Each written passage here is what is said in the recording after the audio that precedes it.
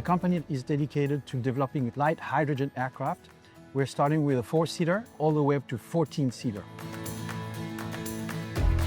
We are starting from scratch, so what we are looking after is a software that can allow us to have a global vision from the first drawings until the setup of the production facility, the maintainability, the certifiability of the product.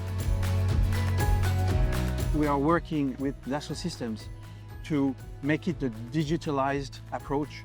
So we are using 3D experience to perform structural analysis, aerodynamics to simulate the airstream and all the fluidic behavior. Also to better understand the aero-propulsive couplings. We are also using the tools to imagine what the ideal production facility will be for our specific aircraft. DPS set up the platform for us. They digitalized all the EASA requirements. They help us on board on the platform.